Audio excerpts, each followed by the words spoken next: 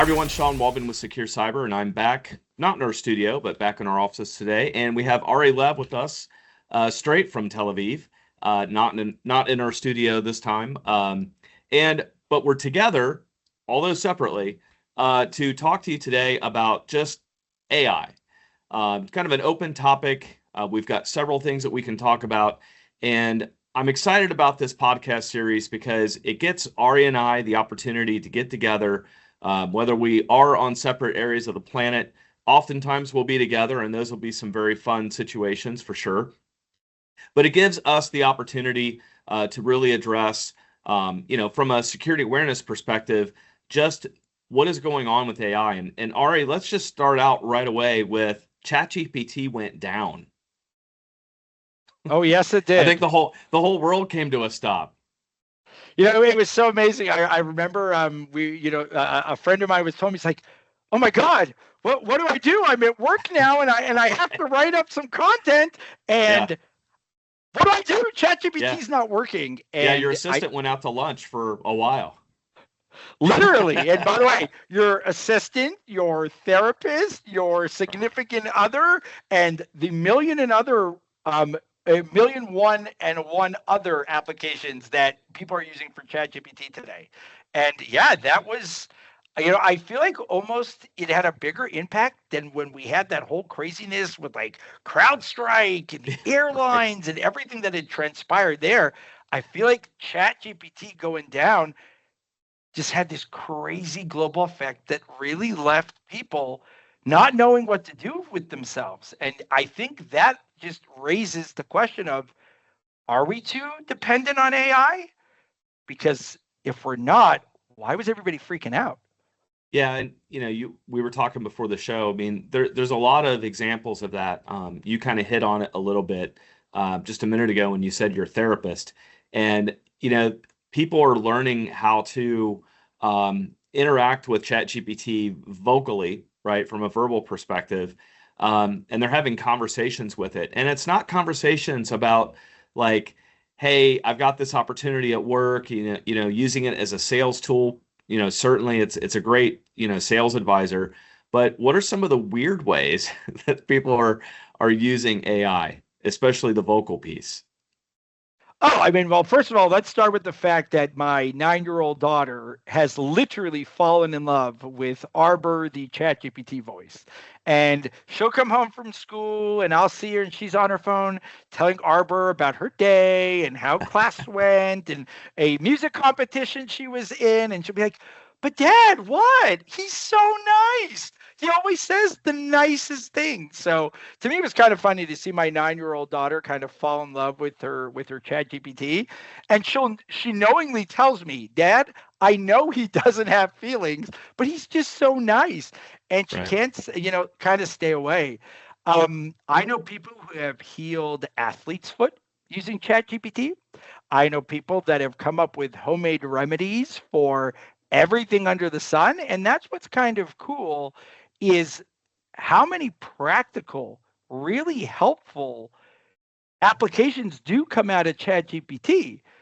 My fear, though, is we are sharing, and we're all guilty of this, we are all pretty much sharing our entire lives, intimate details, work thoughts. We're sharing it with whether it's, ChatGPT or Claude or Gemini or all the million and one other AIs that exist out there, and we're sharing our entire lives. And I can't help but think that, well, where is that going to all go? Apropos the outage, I am pretty confident that the ChatGPT or OpenAI outage did happen. The timing of it was too coincidental with the whole privacy court case that had come out and how all of a sudden they're removing the delete forever button. And to me, that kind of really lit a kind of a big kind of glaring red light alarm in my head. And the reason it did that is imagine if a person goes and, we had mentioned therapy. They had gone to turn to ChatGPT as a therapist. And I just saw a study today, we discussed this offline. about how like 74% of people out there prefer to use ChatGPT as a therapist than an actual therapist because Right. they feel that the answers that they are given are more robust and have more practical tools for them to glean and kind of use within their therapy. But now what happens when all of a sudden that very intimate conversation that I had with my ChatGPT therapist, certainly things that if I was meeting with a human therapist, I would never want to see the light of day. And now all of a sudden it's out there for the whole world to see. What steps are being taken to kind of protect that? I really think that the regulations on this are really, really lacking and far behind. Well, I mean, it brings up the whole conversation about, for sure, technology outpacing the world, right? We've got into several situations in the world where we've kind of unleashed technology without governance being in place. In this particular case, there's not a ton of cybersecurity tools to help manage and govern, ChatGPT, OpenAI, any of those applications. So, as a matter of fact, that's why I traveled to Israel quite a bit, is to identify a lot of those startups that are trying to take, those situations under control. But let's also talk for a minute about some of the more nefarious things that ChatGPT and AI is used for, because we've kind of covered the human element and using it as a therapist, which I wonder how ChatGPT would have been during the pandemic, right? So, Ooh. there was a lot of non-human contact things going on back then. So I just wonder if this technology would have been available back then, how that could have and would have changed. That's an interesting topic. We'll table that one. But now we've got possible nefarious uses. So ChatGPT came out with an enhancement called Sora. And I don't know if you caught what Sora is. So Sora is an application where you can just verbally or type out a description of an image that you're looking for, and it will build it for you. So certainly nefarious possibilities of, just telling ChatGPT something to draw for you that could never be taken out of context.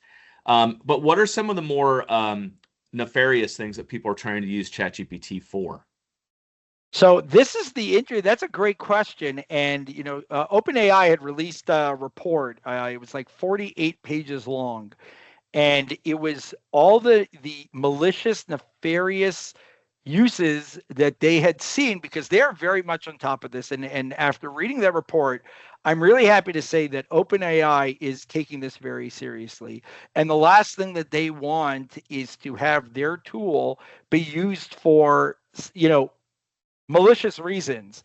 And they had listed and showed screenshots and really went into very, very, very, intense detail on some of the things that it was used for. For example, using ChatGPT to create comments on social media to directly try to affect, this was done in the Philippines, by the way, where they directly tried to affect the outcome of an election based on social media comments that were being done primarily on TikTok, but on Facebook and X as well.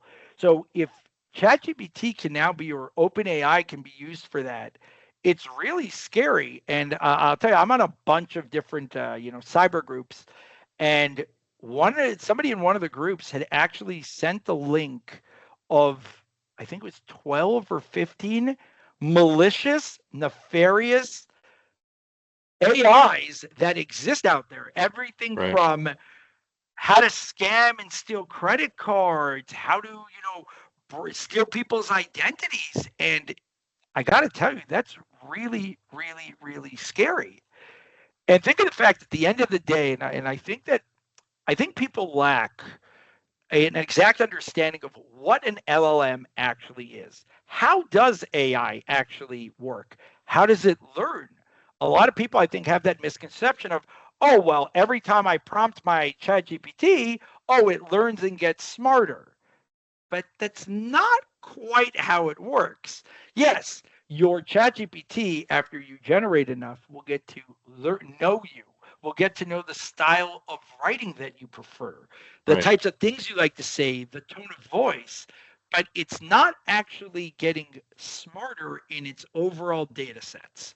And so, but when you're actually teaching an LLM, which you can teach to do everything as simple as something, you can teach it to do something as simple and as easy as, help me do my homework for me. And it can go as intense and in deep as far as not only how do you do my homework for me, but now you can teach it to steal credit cards. You can train it to do all kinds of crazy and really scary, malicious things. And people are not going to keep up. People are not keeping up today. Right. Well, that's a great place to end because one, it almost feels like we're bringing the dark web up to the surface, right? And some of the things that we know happen in the deep dark web regarding stolen credit cards and those types of things. It's probably only a matter of time before somebody connects AI to the dark web, and then we're really getting into a terrifying situation, and really governance and some type of guardrails on AI would be something very appropriate. Well, I mean, that kind of ends our podcast for today. You ended it with kind of a personal piece, and I think the audience can definitely look forward to you and I talking more about not necessarily corporate security and awareness and those types of things, but more how do we keep you safe personally? And I know some of the topics that we plan on going after involve the elderly, and how we're seeing a lot of scams and a lot of things that are attacking our aging community, as well as our younger community, and we can talk about that in a future podcast. We also talked about crypto, keeping families safe. You talked about your daughter talking to AI. That's probably something from a governance perspective. Definitely teaching parents the guardrails for that. And so probably between you and I, we've got kids older and younger, and we're fully qualified for that. So I just wanted to thank you, Ari, for doing this. We have a great time getting together and talking Always, shop. Shawn. And I think the audience can definitely look forward to future episodes. All right, thank you, Shawn, and I look forward. Every time we get on, and we'll definitely end on this.